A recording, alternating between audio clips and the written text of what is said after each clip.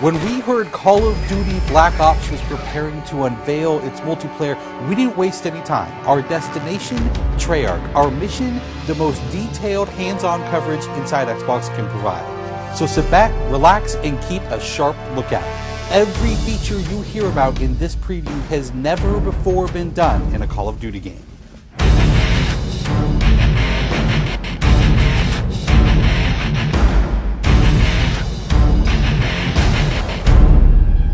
We begin where the multiplayer trailer for Black Ops left off, with theater mode.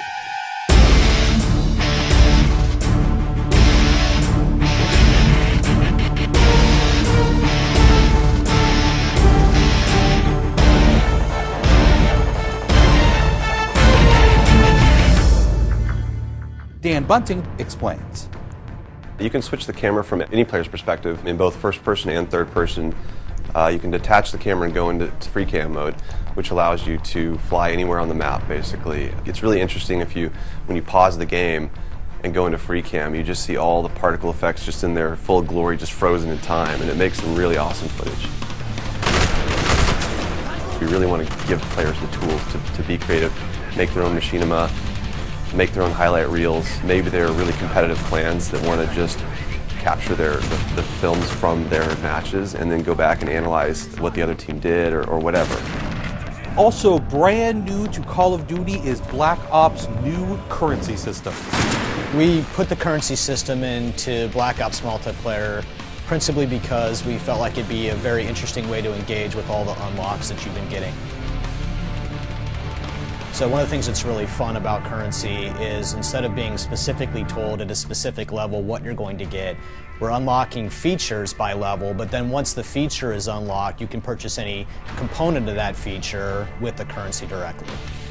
Of course, when you got a little currency jingling in your virtual pockets, nothing feels better than putting it on the line against your fellow players. Say hello, everyone, to wager matches. When we were developing the wager match game modes, we went through a whole bunch of ideas to find the 4 that we were going to use to ship inside the game.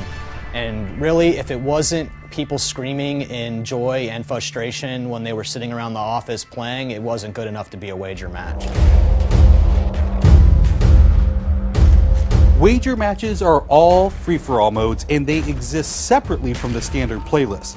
They include game modes like Gun Game, where you're in a race to score a kill with 20 different weapons, beginning with pistols and advancing through ever more explosive weaponry. It's extremely rewarding for us as a design team to put something up there that people are reacting to really well and that's slightly different than what they get, and everyone loves the core game, and you have to be very careful when you're finessing the core mechanics of the game. But wager matches let us kind of get our creativity flowing and do some things that you're not normally used to, and then spin them up in unique ways and combine things in ways that you haven't seen before, that you never really thought of, and that wouldn't be appropriate for the core game but are completely appropriate for wager matches. While the classic Call of Duty challenge system is still very much in place, Black Ops is also adding a new feature called contracts. Right, so if you're using the contract system, you actually have to put up a little of your own currency in order for a bigger payday. And depending on the contract, some contracts pay XP, some pay more currency, some pay both. But they're all time limited, and it's game time limited, so you have to go to work to accomplish that contract within the time period in order to get paid. It's different from the challenges, in so much that the challenges some players like to use very aggressively, and they map out their path through the challenge system in order to maximize their XP gains, in order to level faster.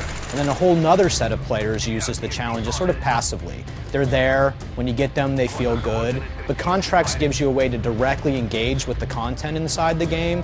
It says, hey, I'm an SMG guy, I want SMG based contracts, I'm going to chase my contracts and I'm going to get paid. And that's fun. Another focus for Black Ops is player customization, including things like unlockable face paint, unique perk-specific character models, and a whole lot of weapon customization. We've been we stole the line from Full Metal Jacket, this is my weapon, this is my gun, and we're chanting that around the office as sort of our mantra for this feature. Originally it started with one of our designers he just made kind of an offhand comment one day where he said, you know, I really have a certain attachment to the weapon that's my favorite. I want to make that weapon mine, and that was all it took. So from there it was just, what are the things that are cool? It's like, put your clan tag on your gun, of course. And we've got, the emblem editor by itself is an element of creativity for players. And then the reticles, of course, why not give people the option to select what kind of red dot they have. Maybe they don't like a dot, maybe they like a circle, maybe they like a triangle, maybe they like a standard crosshair, maybe they just want a line. And then there is combat training, which allows you to get comfortable with the trappings of multiplayer by competing in matches against AI-controlled opponents. You know, it's our hope that combat training can convert people who are largely single-player gamers who might have, dabbled around in multiplayer but never made that leap to playing online, and give them kind of this experience where they can get familiar with the mechanics and features and systems that multiplayer has, but they can do so at their own pace, they can do so without someone screaming in their ear what a noob they are, and practice up and then join the competitive fold. Experienced players could use combat training to practice up on a particular weapon, a particular tactic, or a particular map. So we think it appeals to both audiences, but most directly, it was designed to help new players get into the mix.